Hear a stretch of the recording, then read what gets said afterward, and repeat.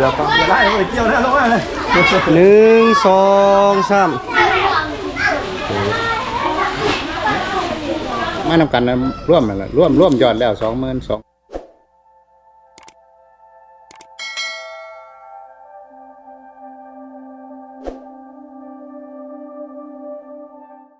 บ่ได้เห็นกันดนแล้วพี่น้องเอ้ยก็พอดีตั้งแต่มืองานน้องดาจนแล้วงามจนแล้วยังก็บ่ได้ค่อยได้ถ่ายคลิปเสียงมื้อนี้แหละดีขึ้นเพราะว่าเฮ็ดเวียกเมื่อยแล้วก็ประสานแบบเว้าเสียงดังคือมีตู้มีหยังนะใส่ค่อนข้างจะใส่แฮงหลายแล้วก็ใส่เสียงหลายเสียงดังมันก็เลยคอแห้งทางกินในตะเวนในยังผสมประสานกันเอ้าคนอื่นก็ทักทายสบายดีพ่อแม่พี่น้องกันเบิดทุกคนสบายดีตอนแรกๆตอนนี้ก็คือมาตันไม้พอดีอันมีผู้ใหญ่ใจบุญจากฝั่งไทยก็คือนำนาพาทางโดยพอสมปองกับนายอดกับเพิ่นสิมาสร้างโรงเรียนอยู่บ้านซาแลวเมืองสิโปนแค่ซอนเขตซึ่งเป็นโรงเรียนหลังนี้ที่เฮาถ่ายนะก็คือเพิ่นตอนนี้เพิ่นมาเบิ่งว่าอันใดแน่ที่จำเป็นอันใดนี่ที่ต้องใส่งบประมาณเท่าใดนะเพิ่นมาเบิ่งมาทบทวนและเพิ่นจะได้สร้างโรงเรียนหลังนี้ก็จะได้ก็ขอบใจพอสมปองกับนายอดที่พาพี่น้องทางคนไทยมาหลายคน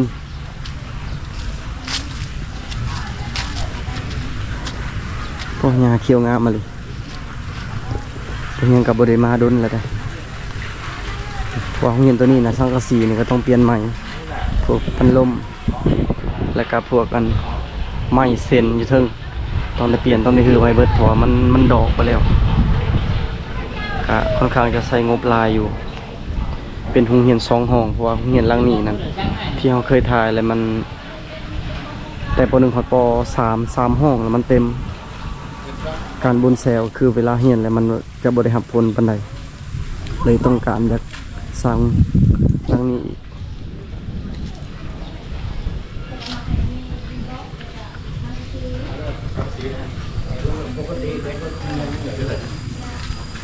ข้างในหูข้างนี้เด็กเนี่ยข้างในห้องเปิดห้องให้ร้านแสบตอนนี้ป .3 ป .1 ป .2 ป .3 ตอนนี้โบยังบริสอนยังสอนมักมีนี่พี่น้องเลยปอสอนก็ทุเรียนอีกบึงนะโอ้เป็น100-200 หน่วยผมประจักษ์มีบัตทุกงาโอ้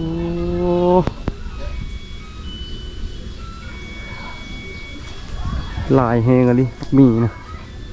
ก็อยู่เป็นจุ่มเป็น10เป็นสาวซ้ำกับมักไฟอันนี้แห้งคักเลยนี่นะก็จะเป็นดกคักอะไรหักกับกลางเป็นนี่นะว่าทันสุกตอนนี้เพิ่นก็กำลังตกลงเรื่องโรงเรียนนี่แหละว่าเสร็จได้ดีแต่หลักๆนี่คือ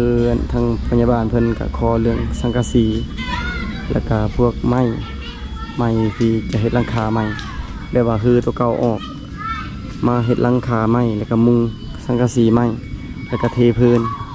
เรื่องผ้าในคันบ่มีเพิ่นก็ว่าไม่แป้นก็ได้นี่เพิ่นขอ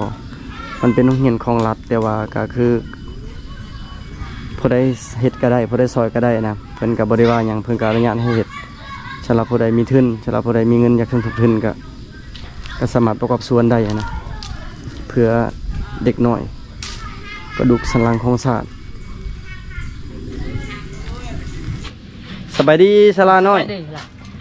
โอ้เป็นสาวแล้วบัดนี้เอ้าบ่ได้ไปทางใดบ่มื้อนี้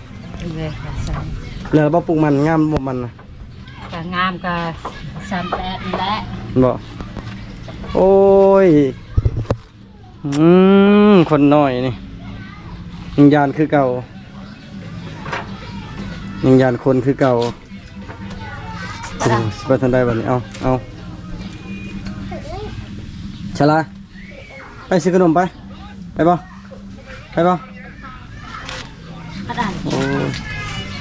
เห็นว่าบุญเขียนชื่อคลิปก็เดี๋ยววันนั้นน้องแซเอาผัวแล้วได้ ให้กำมักทางลายให้กันเยี่ยมดูตอนนี้ไปใช่ โอ้ยมี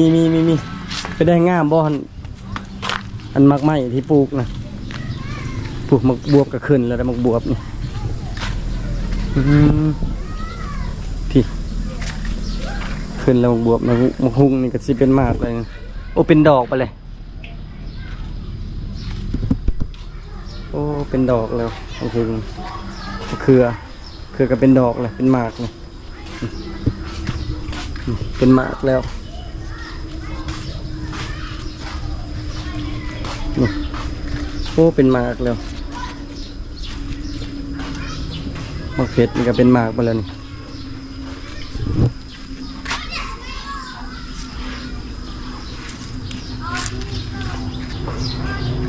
บ่ได้มาเยี่ยมมายามน้องแซกะดนแล้วได้พอบอกเฮียงเองกะสุไลคือเห็นแหละเดี๋ยวนี้ก็บ่ได้คอยถ่ายลงคลิปเพราะว่างานน้องกะหากันแล้วก็เวียกติดนั่นติดนี่หลายอย่างเดี๋ยวนี้ก็สิเริ่มเฮ็ดเวียกคนมันต้นขายบ่มีเงินแล้วงามมาดิเอาไปแกงกับหน่อไม้ดอกมะบวบแต่บ่มีหมากสระน้อยเอ้ยเฮ้ยปบแล้วนะอย่าปบตกด้วยนะอุ้ยแม่ไปใส่ในตู้ไปใส่ ไปให้บ่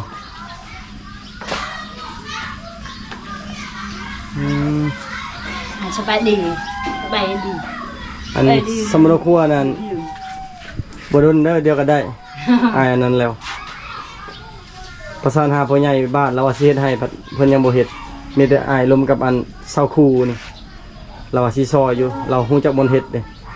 ไปกับเซาคูบ่นี่เซาคูพาเฮ็ดยังบ่ทันได้หรอสมุนครัวน่ะยังเหรอสมุนครัวน้องยังบ่ทันได้หรอไอ้ประสานกับเซาคูแล้วเซาคูเราสิพาไปเฮ็ดดำนาจักเลยใช่ปะ สลาน้อยเยอะดำนาจักสบายดีคนน้อยสบายดีปบแล้วโอ้ยตะสั่งเลย ผู้ตำกับแม่อีกเอ้าสบายดีโอ้ยคนยานคนนะวันนี้ คุยแค่ค่ะ คุยอะไรชาตาน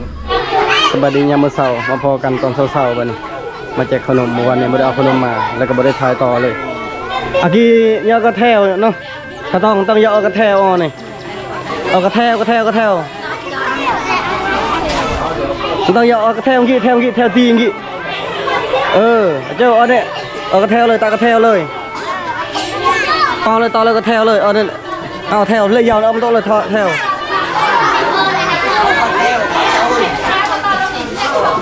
เอาแทวเลยอะไรพื้นเอาจะเมี่ยงเอาจะร่องเอาเนี่ยต่อแถวเลยเนาะแล้วต้องแถวตัวน้องแก้วด้วยเนาะเอาแถวเลยจ่าแก้วเอาแถวตาใจชื่อใจจ่าใจแมนเอากระแถวเนี่ยนี่เอาเนี่ยยังแถวเอาเนี่ยเอาแถวตาแถวจะได้เลยตาแถวดีเลย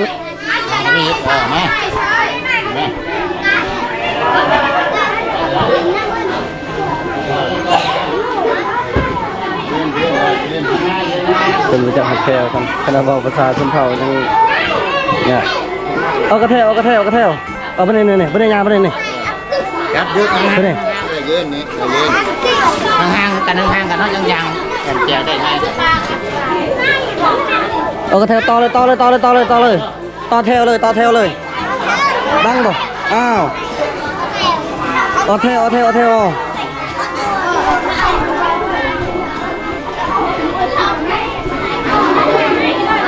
เครื่องกันลาอยู่ในเครื่องจะให้เป็นในบ้านเรามันพอเขาบอกเขาอย่างไรมันจักบาทจักลังนะครูเดี๋ยวเราจะต่อคนกันกำลังทำจมูกเอากระแทวจมูกเอาจากรองเลยต่อแถวเลยเนี่ยเอากระแทวเนี่ยตัวโน้นนะตัวกระแทวเลยเจ้ามันมือเนี่ยเอากระแทวเนี่ย เอาแถวเนี่ยเจ้าเอาแถวอันนี้เอากระแถวนี่นี่ตาอ้อนี่มโนนี่ตาแม่เลยเอาแถวสตองเอาจะเมียงเนี่ยตอกระแถวอ่ะเอาเยอะเนาะตาตะนุ่งงอนี่ตาตะนุ่งงอนี่ตาตะนุ่งงอเอาเยอะเนาะช่วยcho ta nhân nè nó trai bơm theo đi theo vào đây cho thôi vậy thôi vậy ô sông phết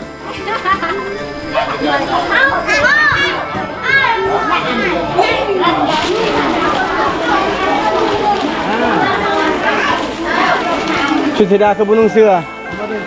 บุษใส่เสื้อมือนี่ ดาราตัวนั้น แน่น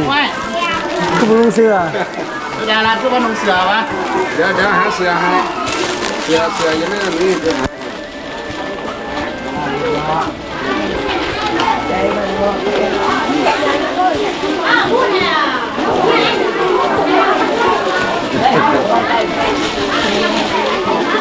ไอ้มาม่าเดี๋ยวให้ผู้ใหญ่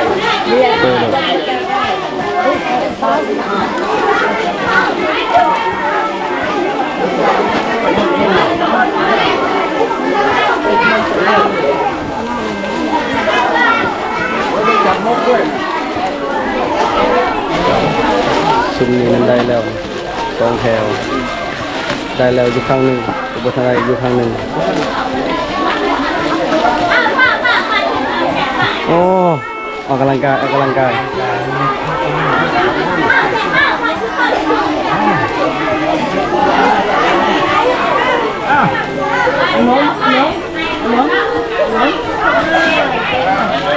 เดินหน้าเร็ว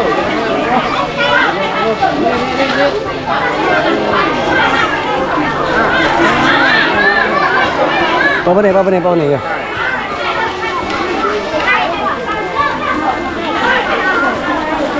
เอาไปไหนเลยเอาไปไหนนี่เบิร์นเอาไปไหนเชื่อนี่เอาจะเบิร์น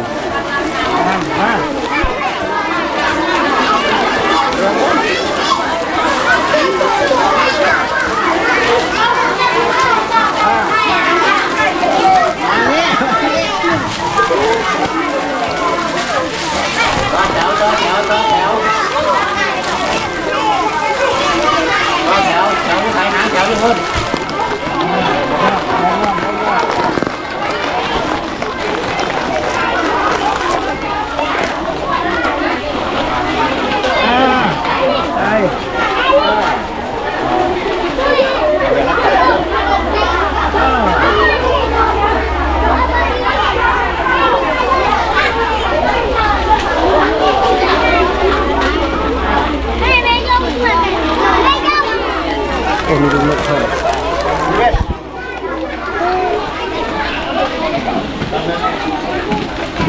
ขนม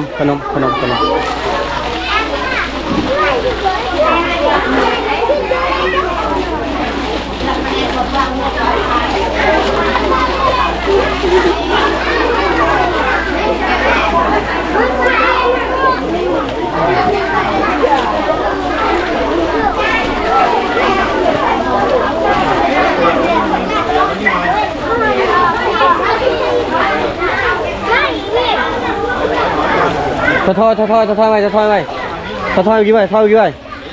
ตากระเทวตะก้อนเอาดอกเครื่องตลอดเนี่ย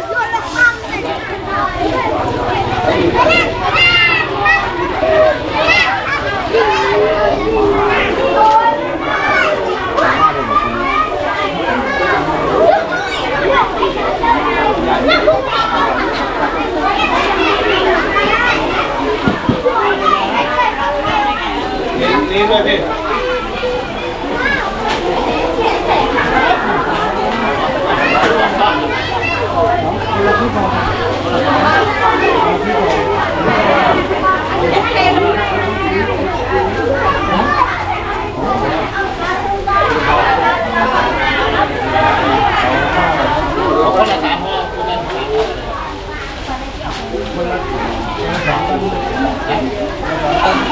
น้ำ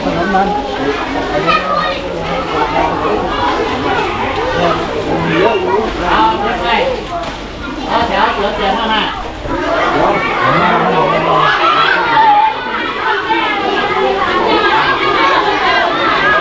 ตอนนี้จ่ายขนมเรียบร้อยแล้วก็จะนำมาต่อแถวนะต่อแถวนะ แถวมาตัวแถวมาเร็ว ต่อแถวเอาไปเลยจีบเอาไปเลยเอาละไปเลยจีบเนี่ยจีบเอาไปเลยเนี่ยต่อแถวเนี่ย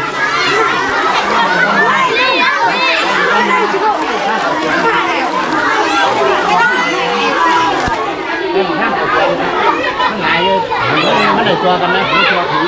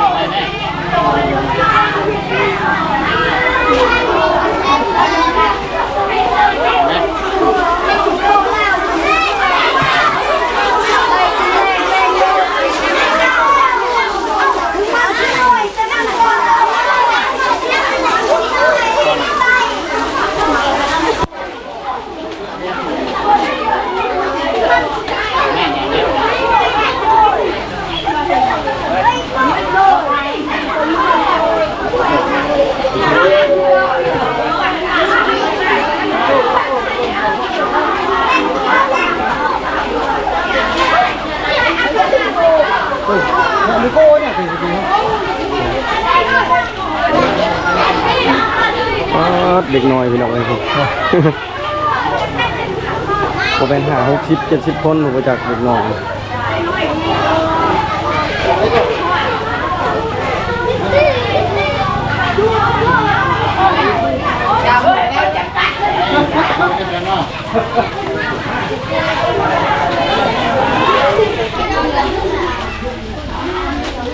ความน้อยเดี๋ยวปั๊บจะได้เกี่ยวได้ลงมาเลย 1 2 3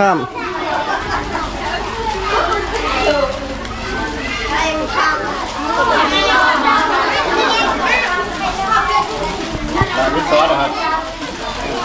เก็บไว้วิศวะกระบอกไปเลยหมด แม่น ตีหมดเลยแล้วตีหมดแล้วมาเริ่มแล้วมาตั้งเริ่มมากัน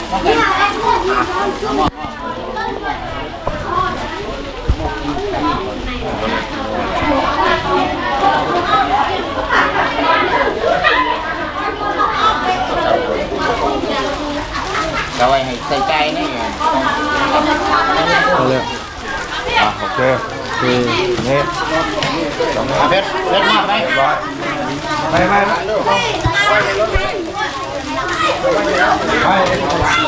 ไอตัวนี้เอาไว้ใน วางเฮียนเลย เอาหมดเลยเจ้าไปยกตึง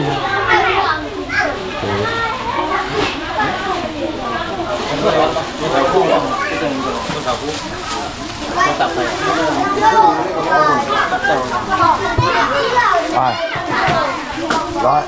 เดี๋ยวเอาไปไว้ในโรงเรือแล้วก็ที่เหลือแล้วกัน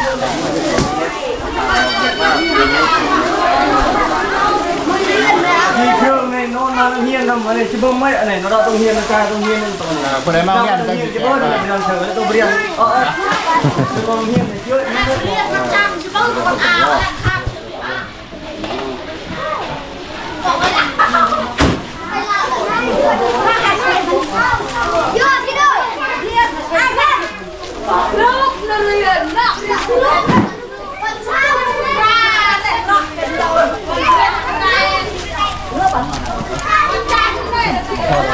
ไม่ได้เห็นแล้วมาคุยกันหรอก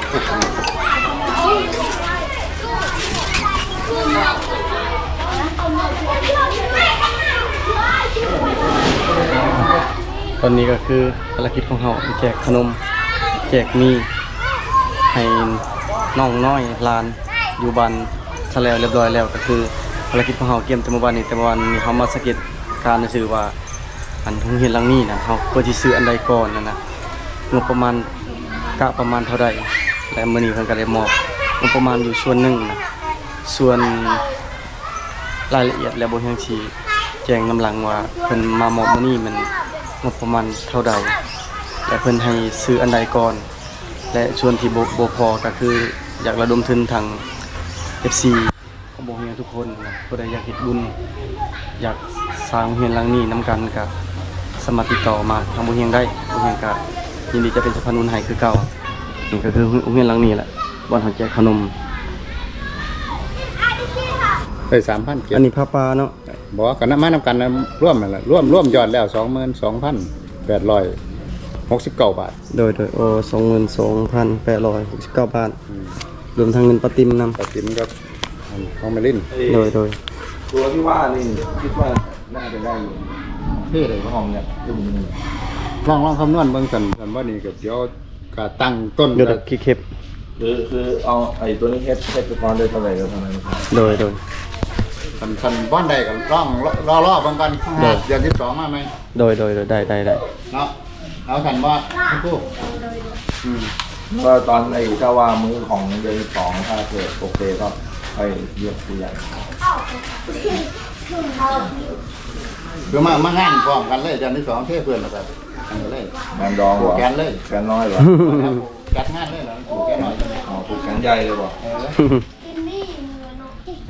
คือว่าตัวนี้เขาก็ฮู้แล้วว่างบประมาณสร้างโรงเรียนแม่นเท่าใดก็คือรวมตามนั้นแหละ แต่ว่าอันนี้แม่นมันยังบ่ทันแล้วสมบูรณ์แบบนะก็คือเพิ่นก็ว่าประมาณเดือน12นี่เป็นเดือน5พฤษภาเป็นเดือน12แล้วเพิ่นสิกลับมาใหม่พอรวมเงินแต่22,000กว่าๆนี่บ่ทันแล้วง่ายอยู่พี่น้อยคิดว่าก็พันเทพื้นนี่น่าจะได้อยู่หรือว่าคันเฮ็ดพวกหลังคาเนี่ยก็น่าจะได้แต่หลังคาแต่ว่ามันก็ยังหลายขั้นตอนอยู่เอาสำหรับพี่นี่ก็ขอจบไว้เพียงแค่นี้ก่อนพี่น้องคนอื่นแต่เพื่อนพี่น้องทุกคนเด้อที่ติดตามตั้งแต่เมื่อวานจนถึงวันนี้สำหรับพี่นี่ขอลาพี่น้องไปก่อนบาย